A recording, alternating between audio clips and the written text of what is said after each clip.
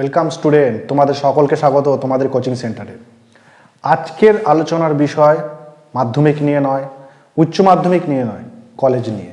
তোমরা থাম্বনেল দেখে বুঝেই গেছো যে যারা যারা বর্ধমান ইউনিভার্সিটির আন্ডারে পড়ছো তাদের জন্য ভিডিওটা, তাদের সবার জন্য নয়। যাদের সামনে 5th সেমিস্টার এক্সাম, তাদের যে বাংলা রয়েছে সেই বাংলা জেনারেলের বাংলা, তার কিছু গুরুত্বপূর্ণ প্রশ্ন আজকে তোমাদের সঙ্গে শেয়ার করব। আর এই প্রশ্নগুলো হবে 5 এবং 10 নম্বরের। এই কয়েকটা প্রশ্ন পড়ে গেলেই 100% তোমাদের আর কোনো প্রশ্ন পড়তে হবে না। শুধুমাত্র এই কয়েকটা প্রশ্ন পড়ো। প্রত্যেকটা বিষয় থেকে দিয়েছি, কোনগুলো গুরুত্বপূর্ণ সেগুলোকে স্টার দিয়ে দিয়েছি। কয়েকটা যারা ভালো পড়াশোনা করতে চাও, 100% কমন পেতে চাও, তাদের জন্য এক্সট্রা কয়েকটা প্রশ্ন দিয়ে দিয়েছি। শুধুমাত্র এই কয়েকটা প্রশ্ন পড়লেই তোমরা কিন্তু কলেজের ফার্স্ট সেমিস্টারে কমন পাবে। দেখো, অনেকের ক্ষেত্রেই দেখছি, কলেজ স্টুডেন্ট আমরাও পড়াচ্ছি, দেখছি যে ম্যাক্সিমাম ক্ষেত্রে স্টুডেন্টরা কি করে, আজ পড়বো কাল করবো এইভাবে বিষয়টাকে এড়িয়ে যায়। তারপরে লাস্টে যখন সময় 1 মাস বা 2 মাস বাকি থাকে, তখন তাদের চিন্তা এসে পড়ে যে আমরা কিভাবে পাস করব। তোমাদের হয়তো আসছে, কিচ্ছু না। এই যে প্রশ্নগুলো দিয়েছি এর ভেতরে বেছে বেছে যে কয়েকটা স্টার দিয়েছি সেই কয়েকটা পড়ে যাও, তোমাদের ভালো নাম্বার হয়ে যাবে। দেখো, এবার একটা কথা বলি, অনেকেই ভাবে যে সারা বছর পড়িনি, রেজাল্ট কি ভালো করতে পারবো না। কেন করতে পারবে না? কলেজের ক্ষেত্রে এত চাপ নেওয়ার প্রয়োজন নেই। যদি তোমরা কোনো কারণবশত বা তোমাদের হয়তো গাফিলতিবশত তোমরা পড়াশোনা না করে থাকো, তাদের জন্য এই ভিডিওটা। যারা পড়োনি, যারা সারা বছর ফাঁকি মেরেছো, শুধুমাত্র এই কয়েকটা প্রশ্ন পড়ে চলে যাও, তোমাদের রেজাল্ট হয়ে যাবে। তোমাদের সব পড়া দরকার নেই, স্টার মার্কসগুলো পড়ে চলে যাবে, যেগুলো স্টার আছে সেগুলো পড়ে চলে যাবে।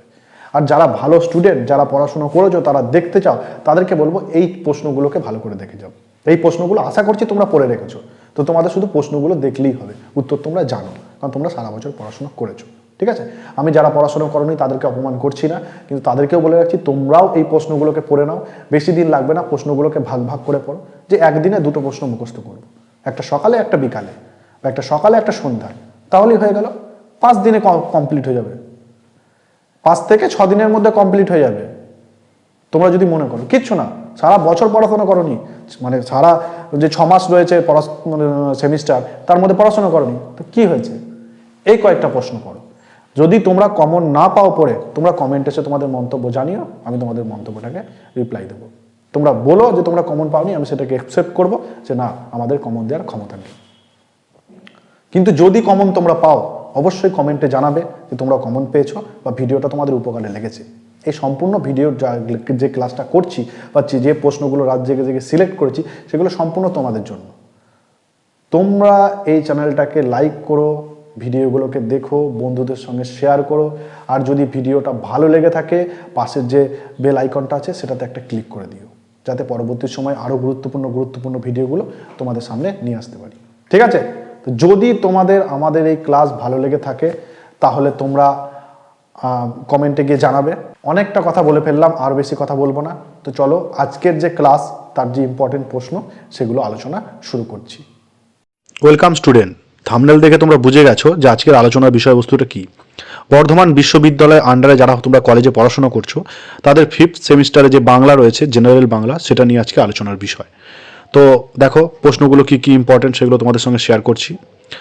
বঙ্কিমচন্দ্রের লেখা সামাজিক, রোমান্টিক, পারিবারিক উপন্যাসের বিবরণ সহ ব্যাখ্যা করো। কোনটা কি উপন্যাস সেটা তোমাদের বলে দিচ্ছি। সামাজিক উপন্যাস হিসেবে তোমাদের কৃষ্ণকান্তের উইল আর বিষবৃক্ষ পড়ে রাখতে হবে। আর রোমান্টিক উপন্যাস হিসেবে দুর্গেশ নন্দিনী আর কপালকুণ্ডলা তোমাদের পড়ে রাখতে হবে।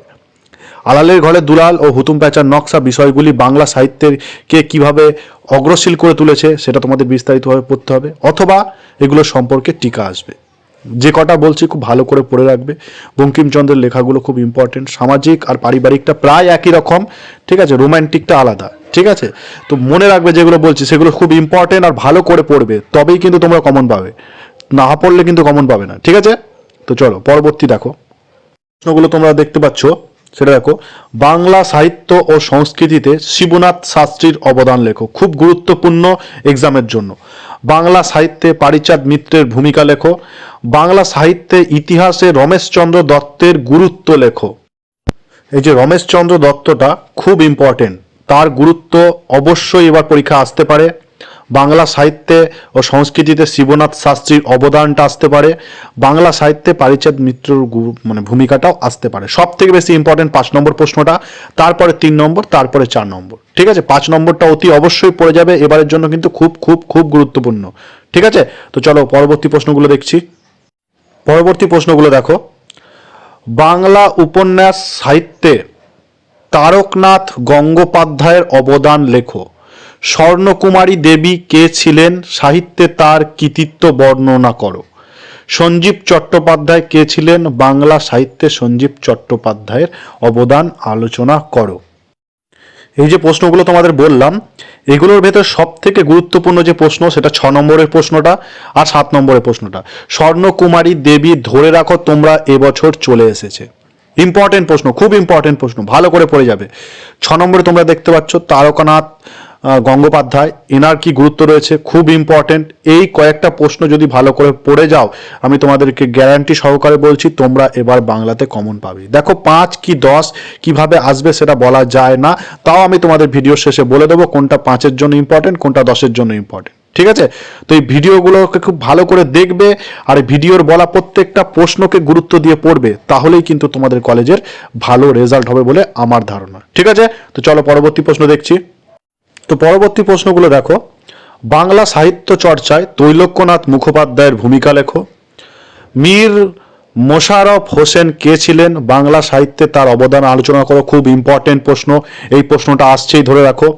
19 শতকে বাংলার উপন্যাসে নারী চরিত্র কেমন ছিল সেটা বিস্তারিতভাবে লেখো। আর 13 নম্বর প্রশ্ন, বাংলা উপন্যাসের উদ্ভব এবং ক্রমবিকাশ সম্পর্কে আলোচনা করো। এই ছিল 13টা তোমাদের জন্য ইম্পর্টেন্ট প্রশ্ন। তোমরা এই 13টা প্রশ্ন পড়ে যাও, 100% কমন পাবে বাংলাতে। যারা 5th সেমিস্টারে রয়েছে তাদের জন্য এই প্রশ্নগুলো আমি সিলেক্ট করেছি। এর ভেতরে সব থেকে বেশি ইম্পর্টেন্ট প্রশ্নগুলো হলো 10-এরটা, 13টা, আর আগে যে স্টার দেওয়া প্রশ্নগুলো রয়েছে শুধুমাত্র সেই প্রশ্নগুলো পড়ে গেলেও তোমরা কমন পাবে। কিন্তু যদি কেউ চাও 100% কমন পেতে, এই 13টা প্রশ্ন পড়ে যাও, তোমরা 100% কমন পাবে।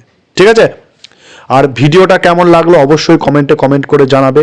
আর আগামী কোনো কলেজের তোমরা ভিডিও পেতে চাইলে সেটাও কমেন্ট করে জানাবে, আমি তোমাদেরকে ভিডিওগুলো প্রোভাইড করে দেবো। ঠিক আছে, তো যদি ভিডিওটা ভালো লাগে কমেন্ট করবে, বন্ধুদের সঙ্গে শেয়ার করবে, লাইক করবে। আজ এ পর্যন্তই, দেখা হবে তোমাদের সাথে অন্য কোনো ভিডিওতে অন্য কোনো গুরুত্বপূর্ণ ক্লাস নিয়ে।